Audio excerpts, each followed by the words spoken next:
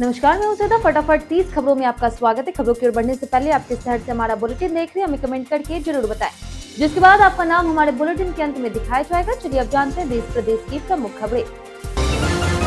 पश्चिम Asia में तनाव और हॉर्मुज जलडमरू मध्य को लेकर के जारी टकराव के बीच ईरान सोशल मीडिया पर भी आक्रामक रुख अपनाए हुए है। इसके दूतावास अमेरिका के राष्ट्रपति डोनाल्ड ट्रंप और इसराइल पर व्यंग्यात्मक पोस्ट कर रहे हैं। मुंबई और अन्य शहरों में स्थित ईरानी मिशन बॉलीवुड डायलॉग का इस्तेमाल कर जवाब दे रहे हैं। सोशल मीडिया पर 90 दिनों के नोटिस पीरियड को लेकर के बहस तेज हो गई है। एक सीनियर कंटेंट राइटर ने अनुभव साझा किया है कि कर्मचारी को नई नौकरी के लिए जल्दी ज्वाइन करना था, लेकिन कंपनी ने नीति के कारण रोक दिया। उन्होंने इसे एक तरफा नियम बताया, क्योंकि कंपनियां कर्मचारियों को अचानक निकाल सकती है, जबकि इस्तीफा देने वालों को लंबा नोटिस पीरियड निभाना पड़ता है।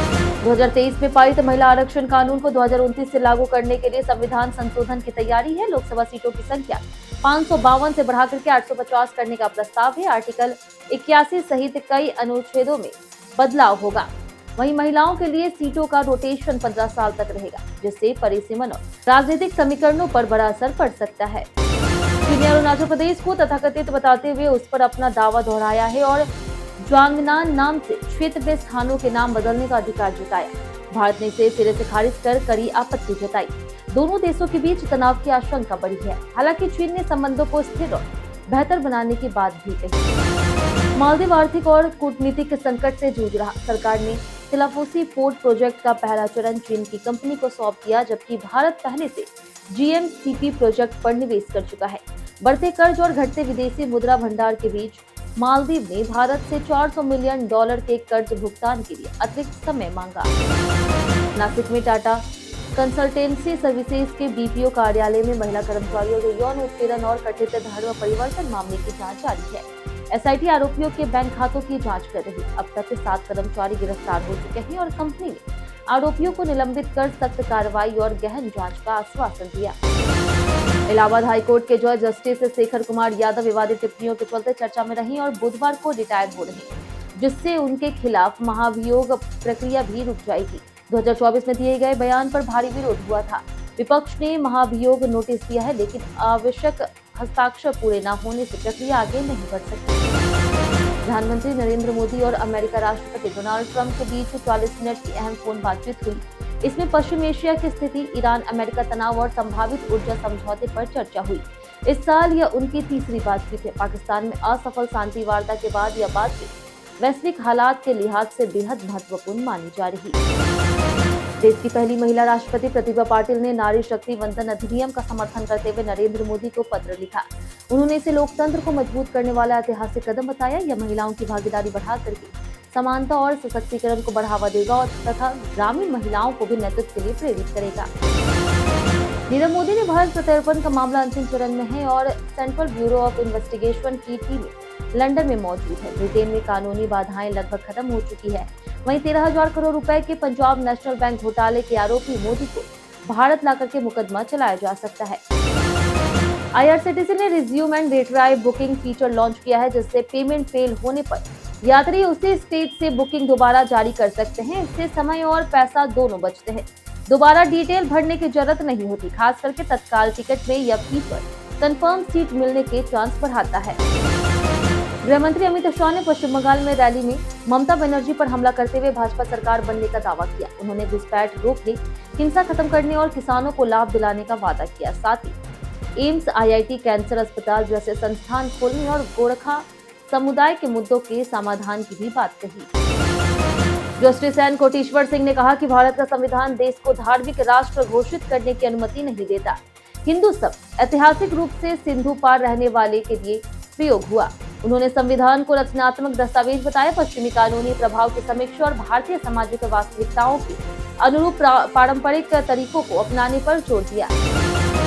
पीएम नरेंद्र मोदी ने दिल्ली देहरादून 6 लेन इकोनॉमिक कॉरिडोर का उद्घाटन करते हुए देश भर में समान नागरिक संहिता लागू करने के संकेत दिए। उन्होंने नारी शक्ति वंदन अधिनियम को जल्द लागू करने और संशोधन के लिए समर्थन मांगा। पीएम ने सामाजिक न्याय, महिलाओं की भागीदारी और विकास को सरकार की प्राथमिकता बताई। शशि थरूर ने कहा कि भारत में इस्लाम का प्रसार तलवार से नहीं, बल्कि व्यापार, संस्कृति, संपर्क और सूफी परंपरा से हुआ। उन्होंने इतिहास की एक तरफा व्याख्या पर सवाल उठाए और साझा विरासत पर जोर दिया। थरूर ने जताया कि संकीर्ण नजरिया समाज में विभाजन बढ़ाता है, इसलिए इतिहास को व्यापक दृष्टिकोण से समझना जरूरी है। सीबीआई ने सुप्रीम कोर्ट के आदेश पर 8 राज्यों के 77 ठिकानों पर छापेमारी की। बिल्डर्स और बैंकों के गठजोड़ से होम बायर्स की पूंजी हेराफेरी के आरोप है। वहीं 22 नए मामलों सहित करीब 50 केस दर्ज हुए। कई शहरों में कार्रवाई हुई, दस्तावेज और डिजिटल सबूत जब्त किए गए। जांच जारी है। तमिलनाडु चुनाव के लिए भाजपा ने घोषणा पत्र जारी कर महिलाओं को 2000 मासिक सहायता, मुफ्त गैस सिलेंडर, 10,000 रुपए एक मुफ्त राशि और ई स्कूटर सब्सिडी का वादा किया।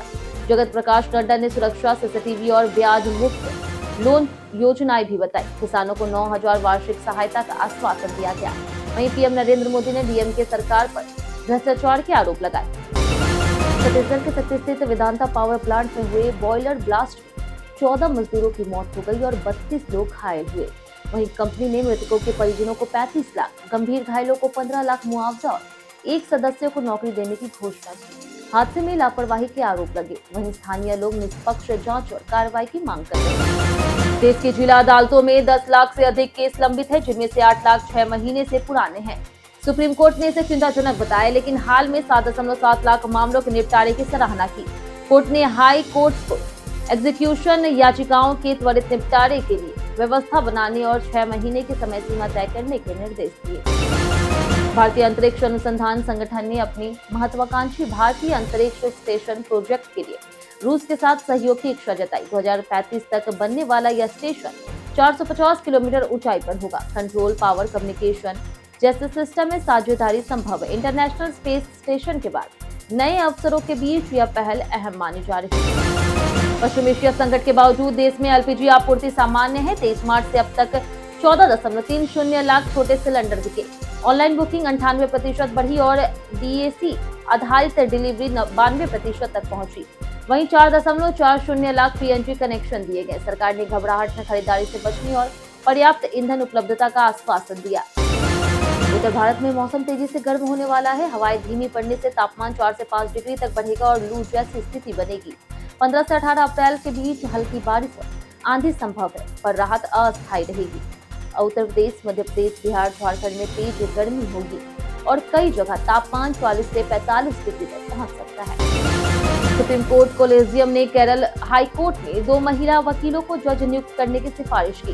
प्रधान न्यायाधीश सूर्यकांत की अध्यक्षता में केरल, कर्नाटक, तेलंगाना और बॉम्बे हाई कोर्ट में नियुक्तियों को मंजूरी दी गई। कर्नाटक हाई कोर्ट के लिए 3 न्यायिक अधिकारियों की नियुक्ति स्वीकृत हुई है। वहीं तेलंगाना हाई कोर्ट में 4 अतिरिक्त न्यायाधीशों को स्थायी नियुक्ति मिली। अक्षय कुमार ने अपनी फिल्म भूत बंगला की शूटिंग के दौरान दिवंगत अभिनेता असरानी को याद करते हुए भावुक पोस्ट साझा किए। उन्होंने बताया कि दोनों ने 12 फिल्मों में साथ काम किया और असरानी से बहुत कुछ सीखा। अक्षय की ये हॉरर कॉमेडी फिल्म जल्द सिनेमाघरों में रिलीज होगी और ये श्रद्धांजलि स्वरूप भी जुड़ी है। अभिनेता विजय ने तमिलनाडु विधानसभा चुनाव से पहले टीबीके का एजेंडा जारी किया। बुनकरों को 30,000 रुपए, 10 लाख बीमा, किसानों के कर्ज माफी और 100% फसल बीमा का वादा किया। ओपीएस लागू करने और पारदर्शी ट्रांसफार्मर नीति की बात कही। उन्होंने चुनाव को टीबीके बनाम डीएमके की सीधी लड़ाई बताई। नासिक में टाटा कंसल्टेंसी सर्विसेज यानी कि टीसीएस से जुड़े यौन उत्पीड़न और कथित धर्मांतरण मामले की एसआईटी जांच जारी है।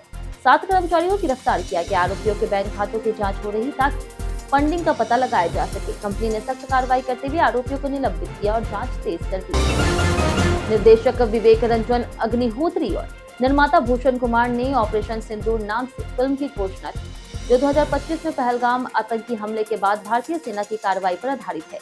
खबरों के अनुसार लीड रोल के लिए वरुण धवन से बातचीत चल रही, लेकिन उन्होंने अभी फिल्म साइन नहीं की है और स्क्रिप्ट सुनकर निर्णय लेंगे। भारतीय एयरटेल का 1599 रुपए का ब्रॉडबैंड प्लान 300 MBPS स्पीड और अनलिमिटेड डेटा के साथ आता है। फाइबर में 3.3 TB और एयर फाइबर में 1 TB हाई स्पीड लिमिट है। इसमें 22+ OTT सेवाएं जैसे कि नेटफ्लिक्स, प्राइम वीडियो आदि और 350+ लाइव टीवी चैनल शामिल है। एडोब एक्सप्रेस और गूगल वन मिलते हैं। GST अतिरिक्त है। यह प्लान महंगा लेकिन फीचर रिच है।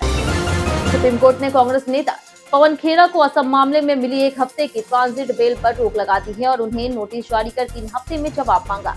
मामला मुख्यमंत्री हेमंत बिस्वा शर्मा की पत्नी पर आरोपों से जुड़ी FIR से संबंधित है। कोर्ट ने कहा कि अग्रिम जमानत आवेदन की संभावना खुली रहेगी। अभी बीते दिन जिन लोगों ने हमारे वीडियो पर कमेंट किया था उनके नाम है संजीव कुमार, वीरेंद्र ठाकुर, ध्रुव शर्मा, लाल बाबू महतो, अमित कुमार, मुकेश कुमार, जितेंद्र ठाकुर, दीपक कुमार, शंकर बैठा, आरती कुमारी, संध्या कुमारी, अंशु कुमार, टीहू राज, सोनाली कुमारी और बाबूलाल मरांडी। इसी के साथ बढ़ते आज के सवाल की। आज का सवाल है, आप किस कंपनी का सिम इस्तेमाल करते हैं? आज के लिए सिर्फ इतना ही। हमारे साथ बने रहने के लिए धन्यवाद।